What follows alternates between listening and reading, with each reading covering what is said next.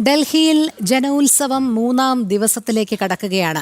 കലയുടെ മഹാവിസ്മയം തീർത്ത് ആശാ ശരത്തും സംഘവും അവതരിപ്പിക്കുന്ന നൃത്ത പരിപാടിയാണ് ഇന്നത്തെ പ്രധാന ആകർഷണം. കഴിഞ്ഞ 2 ദിവസമായി ഡൽഹി മലയാളികളെ ആനന്ദത്തിലാറാടിച്ച ജനോത്സവം 2026 ഇന്ന് സമാപിക്കും. എസ് നന്ദഗോപൻ ചേരുന്നു. നന്ദൻ പറയൂ.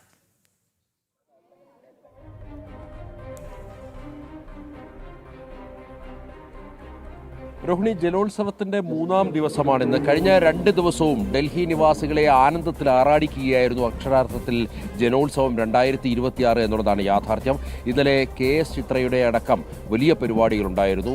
മുഴുവൻ സദസ്സ് നിറഞ്ഞായിരുന്നു കാണികളുടെ ആവേശമുണ്ടായിരുന്നത്. ഇന്നിപ്പോൾ ബാംബു മ്യൂസിക്, ഈ പ്രധാന വേദിയിൽ ബാംബു മ്യൂസിക് ആരംഭിക്കാൻ പോവുകയാണ്. വൈകുന്നേരം ആശാ ശരത്തിൻ്റെ ഡാൻസ് ഉണ്ട്. അതിനൊപ്പം തന്നെ ബാൻഡ് സംഘം അവതരിപ്പിക്കുന്ന DJ മ്യൂസിക് ഷോയും വൈകുന്നേരം പരിപാടികൾക്ക് മാറ്റുകൂട്ടും. വലിയ ജനത്തിരക്ക് ഈ പരിപാടിയിൽ ഉണ്ട് എന്നുള്ളതാണ് യാഥാർത്ഥ്യം. രാവിലെ 11 മണി മുതൽ 3 വേദികളിലായി ഓരോരോ പരിപാടികൾ വീതം നടന്നുകൊണ്ടിരിക്കുന്നു. ഇത്തരം ബാൻഡ് പരിപാടികളും മ്യൂസിക് പരിപാടികളും മാത്രമല്ല, കേരളത്തിൻ്റെ തനതായിട്ടുള്ള പാരമ്പര്യവും അതേപോലെ തന്നെ ക്ഷേത്രകലകളും ഒക്കെ ഇവിടെ പ്രദർശിപ്പിക്കുന്നു എന്നുള്ളതാണ് യാഥാർത്ഥ്യം. വരും തലമുറയ്ക്ക് ക്ഷേത്രകലകളും മറ്റും പരിചയപ്പെടുവാനും അത് ആസ്വദിക്കുവാനും അല്ലെങ്കിൽ കേരളത്തിൻ്റെ പൈതൃകം എന്താണെന്ന് തിരിച്ചറിയുവാനും ഒക്കെയുള്ള അസുലഭ നിമിഷമാണ് ഈ ജനോത്സവം 2026 ലഭിച്ചത്. നടൻ മോഹൻലാലാണ് ഇതിന് ഔദ്യോഗികമായി തിരിതെളിയിച്ചത്. ഇതുമായി ബന്ധപ്പെട്ട് കലാപരിപാടികൾ അതിന് കൊടിക്കൂറ് ഉയർത്തിയത് രാജ്യസഭാംഗം സദാനന്ദൻ മാഷായിരുന്നു. പിന്നീട് ഇങ്ങോട്ട് താരപ്രഭകളുടെ ഒരു വലിയ തേരോട്ടം തന്നെ ഈ ജനോത്സവ വേദിയിലേക്കുണ്ടായിരുന്നു. ജയറാം വന്നിരുന്നു, ശങ്കർ വന്നിരുന്നു, അതേപോലെ തന്നെ നേരത്തെ സൂചിപ്പിച്ച പോലെ തന്നെ മോഹൻലാൽ വന്നിരുന്നു. അങ്ങനെ നടന്മാരുടെ ഒരു വലിയ ഒഴുക്ക്, അതേപോലെ തന്നെ മറ്റ് കലാകാരന്മാർ, പ്രത്യേകിച്ച് ഇന്നലെ KS ചിത്ര, അഫ്സലൊക്കെ അവതരിപ്പിച്ച ഗാനമേള കാണാൻ ഈ സ്റ്റേഡിയം, ഏതാണ്ട് 2000 പേരിരിക്കുന്ന സ്റ്റേഡിയം മുഴുവൻ തിങ്ങി നിറഞ്ഞ ജനസഞ്ചയമായിരുന്നു ഇന്നലെ ഉണ്ടായിരുന്നത് എന്നുള്ളതാണ് യാഥാർത്ഥ്യം.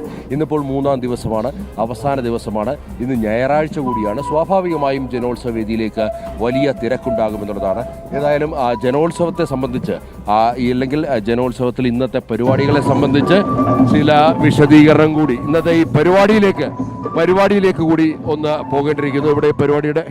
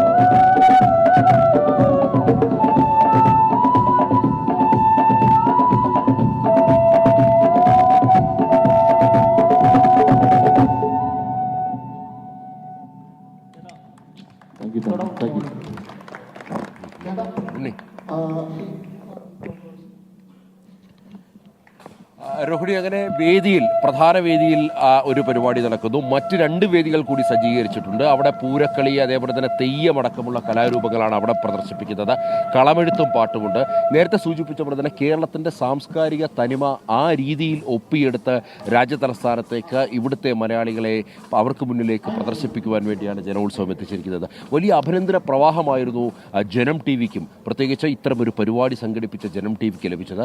എല്ലാവരും ഒരേപോലെ ഈ ജനം TVയുടെ ഉദ്യമത്തെ, ഈ ഉദ്ദേശത്തെ പുകഴ്ത്തുന്നുണ്ടായിരുന്നു. പ്രത്യേകിച്ച് നേരത്തെ സൂചിപ്പിച്ച പോലെ ഈ വരും തലമുറ അവർക്ക് അന്യം നിന്നു പോകുന്ന കലാരൂപങ്ങളാണ്. ഇല്ലെങ്കിൽ ഡൽഹിയിലെ മലയാളികളെ സംബന്ധിച്ചിടത്തോളം അവരുടെ കുട്ടികൾക്കൊക്കെ ഇത്തരം കലാരൂപങ്ങൾ കാണാനോ അല്ലെങ്കിൽ അത് ആസ്വദിക്കുവാനോ ഉള്ള അവസരമില്ല എന്നുള്ളതാണ് യാഥാർത്ഥ്യം. ആ അവസരമാണ് ഇപ്പോൾ ജനം TVയുടെ നൽകിയിരിക്കുന്നത്. യുവതലമുറയ്ക്ക്, അതേപോലെ തന്നെ പഠിച്ചു വളരുന്ന കുട്ടികൾക്കൊക്കെ എന്താണ് ഭാരതത്തിൻ്റെ, കേരളത്തിൻ്റെ പൈതൃകവും പാരമ്പര്യവും പാരമ്പര്യ കലകളുമൊക്കെ മനസ്സിലാക്കുവാനുള്ള അവസരം. അതാണ് ജനോത്സവത്തിലൂടെ ജനം TV നൽകിയിരിക്കുന്നത്. ഇന്ന് മൂന്നാം ദിവസം ആശാശരത്തിൻ്റെ പരിപാടിയും ഒരു ബാൻഡും ഓടുകൂടി ഈ പരിപാടികൾ അവസാനിക്കുമ്പോൾ അടുത്ത വർഷത്തെ ജനോത്സവത്തിന് വേണ്ടിയുള്ള തയ്യാറെടുപ്പുകളും ഇതിനോടൊപ്പം തന്നെ ആരംഭിച്ചു കഴിഞ്ഞിരിക്കുന്നു.